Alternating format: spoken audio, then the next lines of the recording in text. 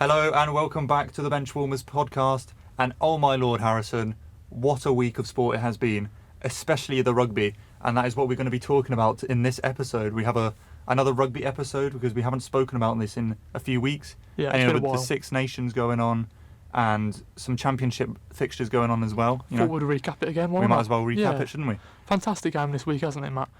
Between Coventry Rugby and Ealing, is it? I'm pretty sure. Hopefully I've said that right. We won, didn't we? 34, 32. Yes, we did. We did win that. What a game for us, you know. We came into that game third place on the table, Ealing ahead, first place on the table by 15 points, you know. Dominant team, absolutely shredding this championship season. We came in, I think we lost the first leg to them by like 50 something points. Oh, bloody hell. So, you know, coming into this, that is a lot. everyone expected it to be difficult because playing at the BPA is incredibly hard for teams, and that has been proven with like every game I've been there with them. We have won. You know, I'm not saying I'm a lucky charm or anything, but you know, I think I am. Just because you work for the club. I do work for the club. But speaking of that though, they gave me free tickets for this weekend's game. Yeah. So I got front row seats to watch us beat Ealing 34-32. It's nice for some, isn't it? It is nice. It's very nice. Privileged guy. Well, I've worked with the club, made a few videos of them, so I've really enjoyed that as well. But yeah, this game's been pretty. It got off to a bad start, didn't it? In the first 5 minutes, I think Ealing they scored like 2 tries. I'm pretty sure. Hopefully, Matt can correct me if I'm wrong. Yeah, no. So being there, first, literally not even a minute had gone by, and Ealing player named Holmes, he got the first try. He literally ran past our entire line on the left and just got an easy try, like easy as you like, because there's no defenders there. He just ran past. He just ran past the entire team. It was literally wide open space, and he just got an easy try in the first minute. And when I tell you, the atmosphere in that stadium went from concert level noise to library in the space of like a couple seconds. It was ridiculous. Dropped from 100 real quickly, pretty much. No, but what happened after that then? What happened? Literally another few minutes later, Cordy Reddin, which is a wing back for Ealing as well, he got another try. So we're already like 10 points down. We're 10 points down because one of their players just couldn't convert. Yes. I don't know if it was because it was windy that day, because it was quite windy. The ball might have swerved here and there, but he just couldn't seem to get it in between the posts. Was that the person who missed 5 out of the 6 chances? Yeah, throughout the entire game he missed like 5, like you said, 5, 6 chances to get more points. 5 out of 6. Arguably those points could have won them the game, but on the same time we would have, if we converted some of our penalties and conversions, we would have stormed ahead as well. Yeah, so the blue and whites got off to the worst possible start they could have expected to, but then they eventually tried to pull it back, didn't they? Through some of some fantastic plays, pretty much. Yeah.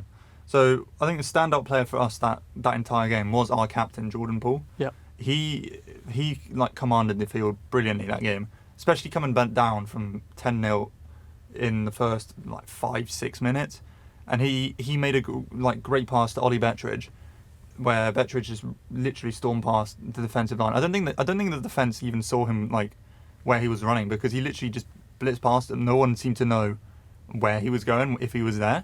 And he literally just charged over the line and got an easy try for us. Really? So pretty incredible. And then our World Cup star, obviously, Pat Pellegrini. Oh, yes. He got 4 conversions that entire game, and this first one was literally he opened it with his conversions with the first try. So game in like 10 minutes had gone by, and it's already 10-7. So you just know at that point it's going to be a close game throughout the entire match, so which it was. It was 10-7 after 10 minutes. Yeah. Bloody hell, wasn't it? So So after that, then did we control the game a little bit better, or was it more even? I'm not too sure. You know, I think we played better that first half. Okay. And the second half, we played better the entire game. We just got a bit unlucky with our defending because. Yeah, and it's 40 minutes each half. Sorry. Yeah. Okay. I think we did kind of. I don't know. I don't want to say like lack, because we didn't really lack. We just kind of. Ealing played a bit better. They had a few really good passes and runs. If you look, they got try of the week on Championships Rugby Instagram post.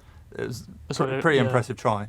It was Nathan Earl, I believe, who scored that one as well. He's an ex-Harlequins player, so he was from the Premiership coming down to Championship. But really impressive. That was the second try that they got to get more ahead in the lead. But we came back again instantly. I think it was like 5 minutes again, 5-10 minutes. So are Ealing basically like the Wrexham of the rugby world, with all these players coming down to the second division? Maybe. Not in the slightest. No. You look at Wrexham. Wrexham are like, I don't want to sound mean, but they're kind of average. Ealing are your Man City of the Championship. Let's just say that they're like the powerhouse. Fair enough. So, yeah. Bad take from me. Never mind. a pretty bad take saying Ealing or Wrexham. No, but they've had. I'm trying to compare the price difference. You know, they buy the better players from the higher division leagues, bring them down to the lower divisions, have them get promoted. That's what I was trying to say. Yeah. Just trying to side my end point. Oh, to be fair, that's happened with Cov as well, because we've brought players down from the Premiership, and they've. Okay.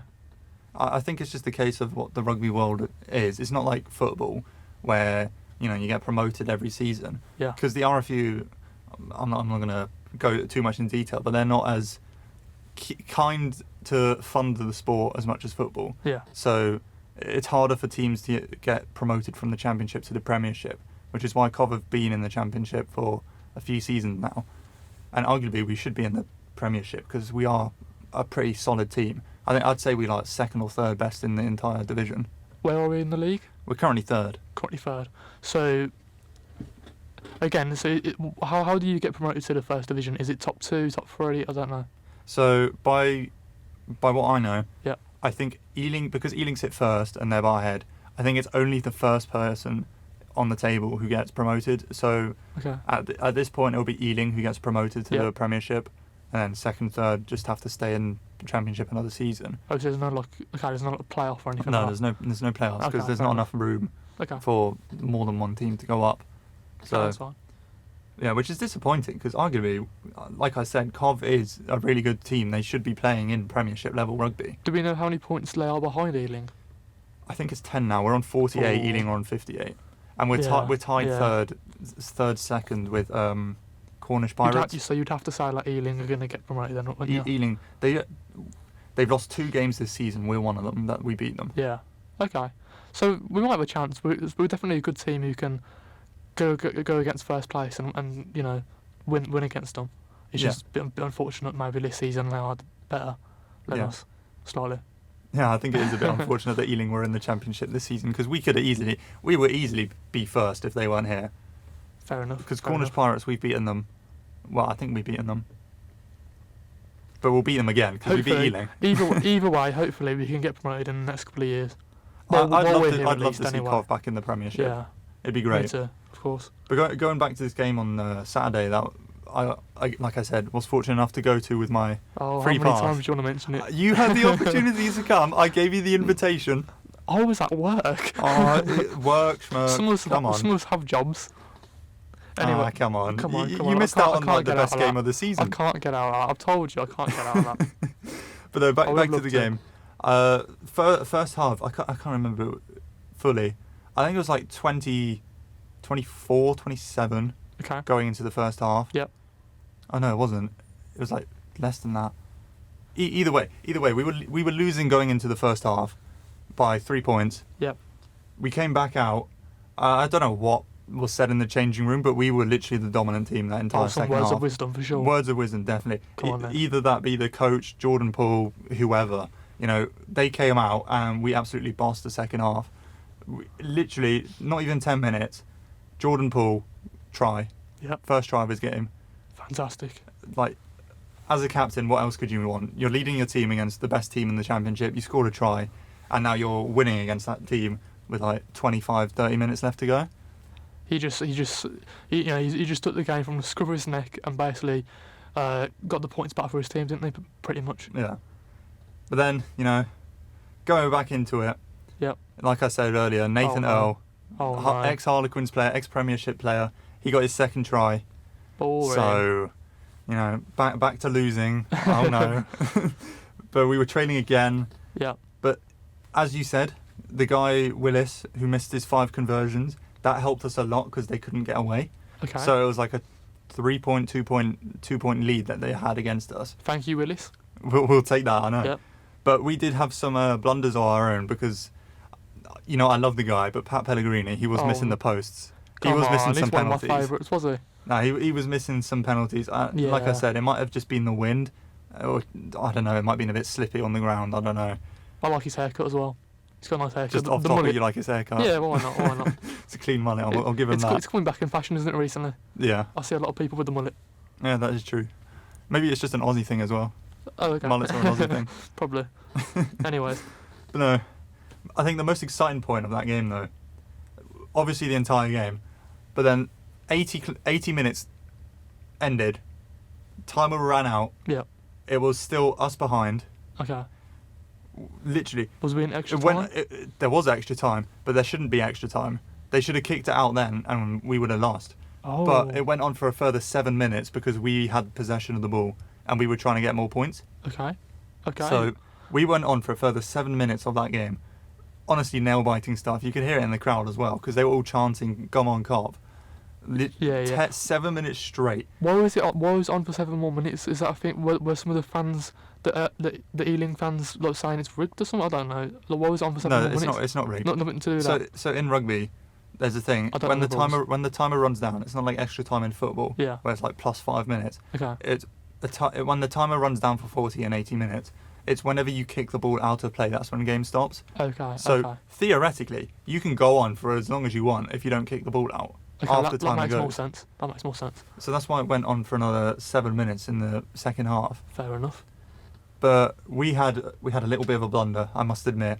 What We happened? lost possession, giving the Ealing a turnover after 5 minutes of this extra time added, and they came onto our try line like literally 10 yards out, Yeah. and looked like they were about to score another try, which would have been heartbreaking for us, to be honest, because we were in the lead at that point. It was like 32 or 31-29, I think, and they Yep. would have got the try to come and win that game. Okay. But we defended like brilliantly. Whoever was in that defensive line held it like fantastically. And what made it better is we got a penalty as well. Yes. So we had the chance to just comfortably win the game. And Toby Wilson, Oh, one of my our favourites. wing back, Yeah. because as I was saying, Pat Pellegrini was just unfortunately missing his post. He wasn't kicking it straight in. Missed one or too many. He missed like 3, I think. Oh dear. I counted 3. It's not great. It's a is bit it? disappointing, great. but you know, you can't have a perfect game every Little bit game, of an can off you? day. Off day in the office. Yeah. Well, I wouldn't say off day in the office because he played fantastically when he wasn't. His kicking was a bit of an off day. Yeah, his kicking was a bit off, but Yeah, everything let else him in his play was perfect. But no, we changed our kicker to Toby Wilson because I think he is our backup kicker Okay. in case Pat's not there. Yep. But he had the chance to win that game for us, And he took and it. he took it. Let's He go. literally grasped it with 2 hands, and he just booted that ball straight through the post to give us 34 points. And Ealing were on, was it 29? I said. Yes, I think so. Yeah.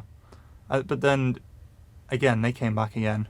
Did they? They did get a try, Bloody hell. but Willis Yep. missed the conversion. Let's go. So this guy's a star man of the game, isn't he? Pretty much. he was the Cov 17th man. Yeah. So, but you know, that game ended. We won. Okay. Crowd going absolutely mental. It's just brilliant atmosphere and well-deserved win for the Coventry. I would have loved to be in there, to be honest.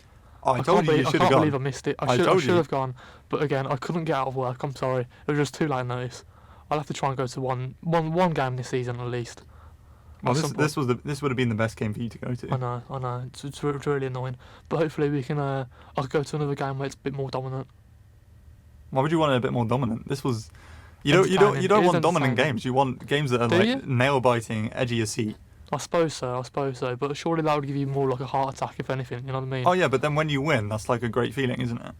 But if you lose, it's even worse. A feeling. Yeah, it's a worse feeling, but then when you win, Yeah, I suppose so. You prefer to have the wins, wouldn't you? yeah. Should we, after covering that game, should we move on to the Six Nations, Matt? Do you think? Yes, because Six Nations has been going on this entire time we've been, Oh, of course. Going through the we podcast, started, since we hasn't it? started, yeah. Since we started. you know, favourites going into the tournament, Scotland, Ireland, let's be honest. Oh yeah, for sure. But we had some absolute shockers this weekend. I know, man. Both historic wins for teams and just like really surprising losses for others.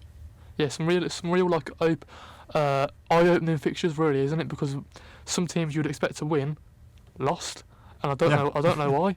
How did that happen, Matt? You'll have to explain to the viewers here. And explain to me, hopefully. So, actually, we'll let you decide this first Go one. on, Which first game do you want to cover? I want to cover Wales versus France. Oh, we'll start with the French team dominating Wales in the second half. It was really bad, wasn't it?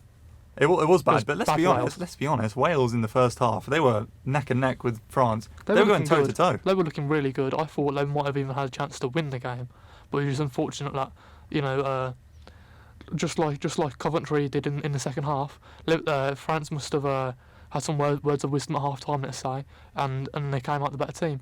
Yeah, it's a bit unfortunate for Wales. It was a bit unfortunate for Wales because if they had held the same form they had in the first half, they could have easily won that game. Yeah, for sure. But they had a drop of form in the second half, so they won't. Do we know why what was that down to?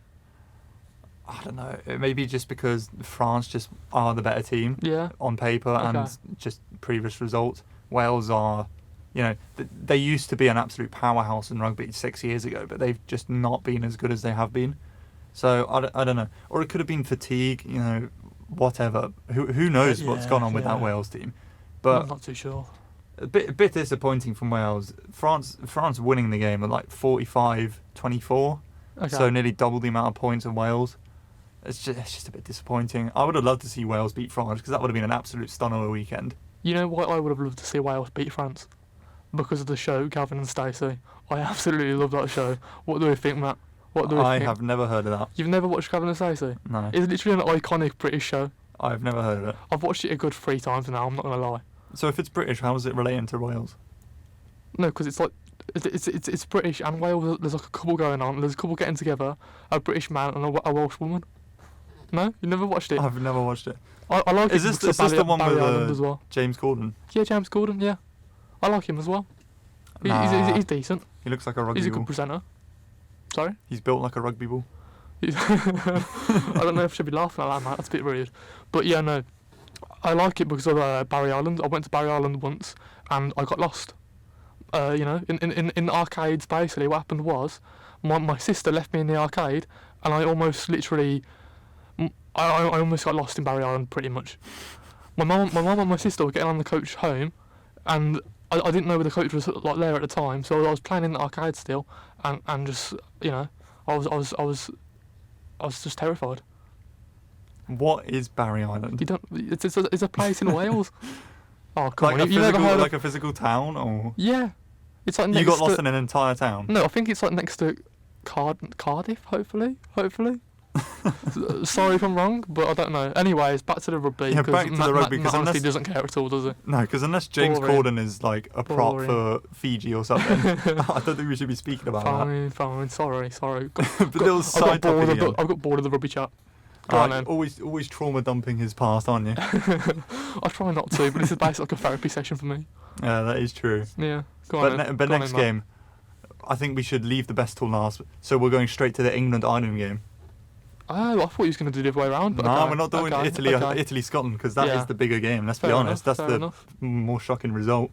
But England, at Twickenham, coming away with a 1-point win against the world number 3s. Okay. No longer number 1s, because guess who's number 1? Italy. Scotland.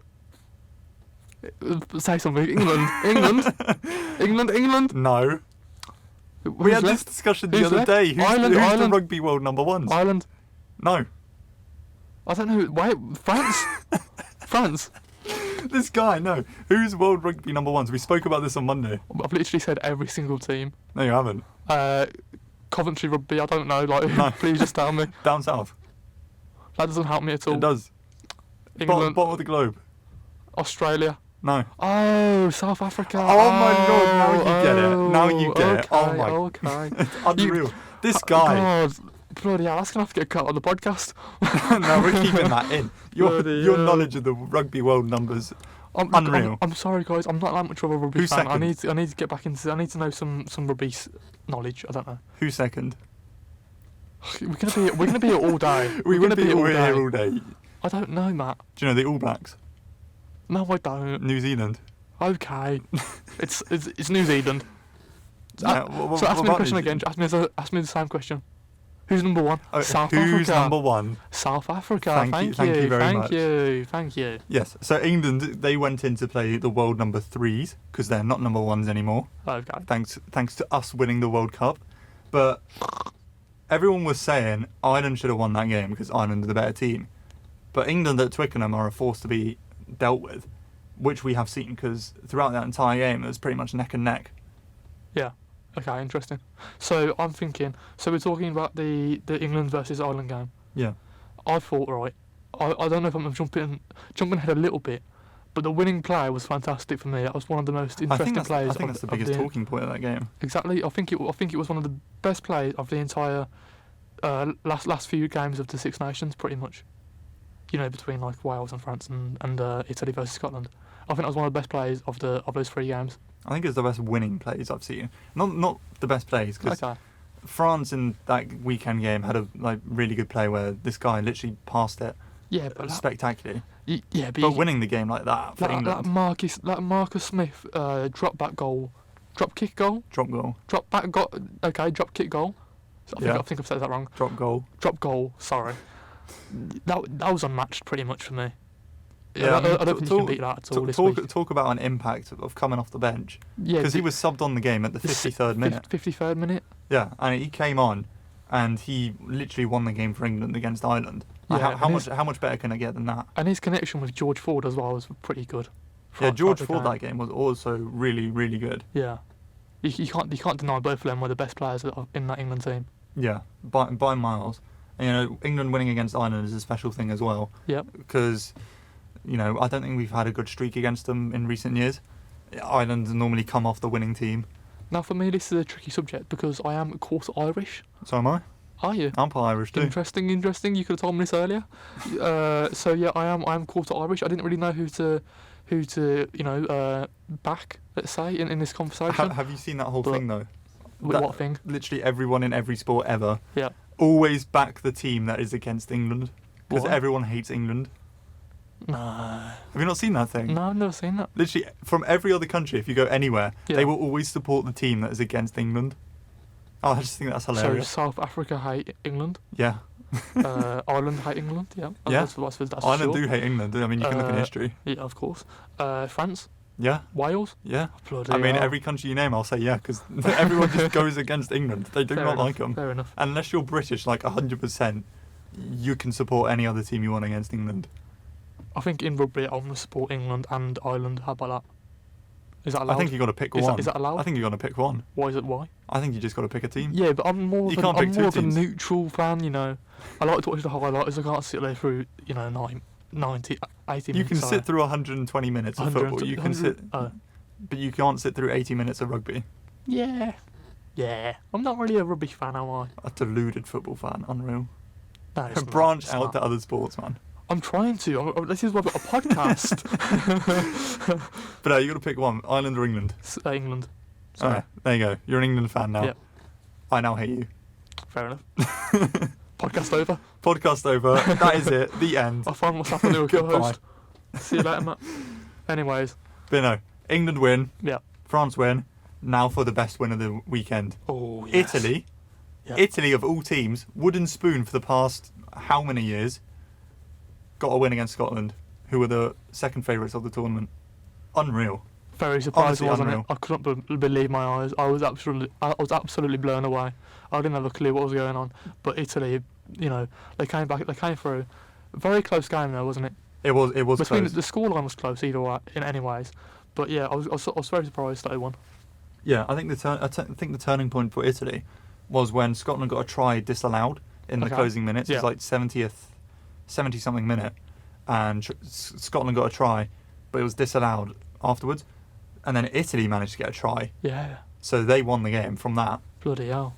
Do we know the player who got the winning try or winning drop kick goal, whatever it's called? Conversion? I'm not too sure, to be honest. I do. I'm learning my terminology, guys. Give me like 3 or 4 more rugby yes. episodes. I might be as big as fan as Matt is. Hopefully. Oh, I'm a slightly big fan. I wouldn't say I'm a diehard, but Now I am a he's fan turning the tables. of rugby. Now he's turning the tables. But the guy who scored the winning try for Italy was Varney. Okay. Not sure is his first name. Yep. I've got his second name, which is Varney. So Final he won name. it. He won it for Italy in the final minutes. Interesting. But do you want a quick little history fact that I found out from this game? Oh, yes, please. Italy got their first home win in 11 years. That day. First home win in 11 years. Could you imagine going 11 years not winning at home? I can't believe it. It's I can't literally believe it. unreal. Oh, do you know the guy you just mentioned, right? I think I watched an interview of him on like BBC or something like that. But he was talking about how he got the winning try. He might just retire now. Like you can't get a better feeling than that. You can't get a better feeling than that. That's what he said. There's no way he could say that. Surely No, not. that's what he said. You'd have to go check it in a minute after the podcast. Imagine that as a retirement. You win your first home game in 11 years, and you just think, "That's it. I'm done. I'm hanging up the boots and I'm gone." No, he was obviously joking, but it was still quite funny. He's a good little character. I might have to watch out for him.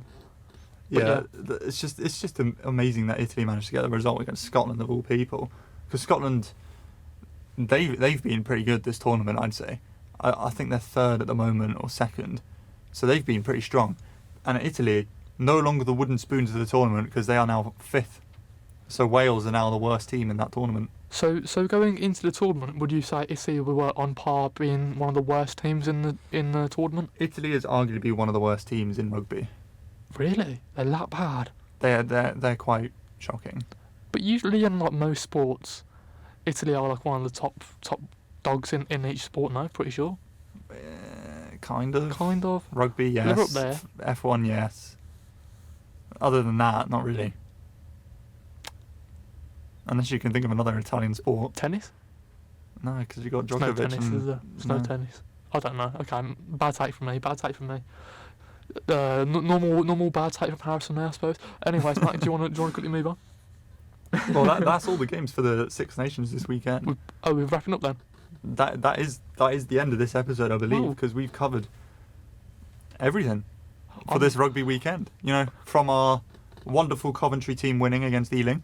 Can't believe it. To Italy, first win in 11 years. It's just unreal. Wild. That is just wild. I couldn't believe that at all. Hopefully this will spur them on to have a half decent Six Nations now. I don't know how long Well, left. it's one more week. One there's more week. game. Hopefully they can get a win to sort of inspire their fans a little bit, give them a bit more hope. Well, do you leading want into the next tournament? Do you want the table going into the final week? Oh yes, please. So, number 1, take a guess. England. Ireland. Number 2, England. yes. Let's go. Number 3, Italy. no. France. No. South Africa. South Africa aren't in the Six Nations. Wales. Who did Italy say? Scotland. Yes, Scotland. 4th. Just tell me. I'm going to be here all day. 4th, France. Italy 5th. Wales dead last at the wooden spoon position. Wales. What a fall from grace Wales are. Do we know any, big players from Wales over the years? Hey, you're asking a guy who's literally started following rugby 2 years ago, so...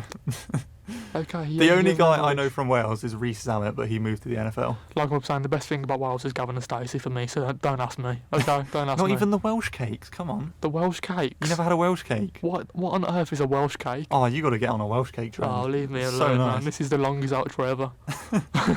But no, anyway, that's wrapping up for episode what? 14? I'm thinking 14. I think it is 14. Mental. But no, good little rugby episode for us today. You know, I really appreciate celebrating our Coventry win, celebrating Italy's win, celebrating England's win. Unfortunately, Wales couldn't do it for Team GB, but it's Wales. Oh well. we move. We can suffer without them. I can survive without it. You know what I mean? Yeah, I don't exactly. really care. But no, that is it for today. Thank you for listening, and make sure to join us in the next episode. Peace out, guys.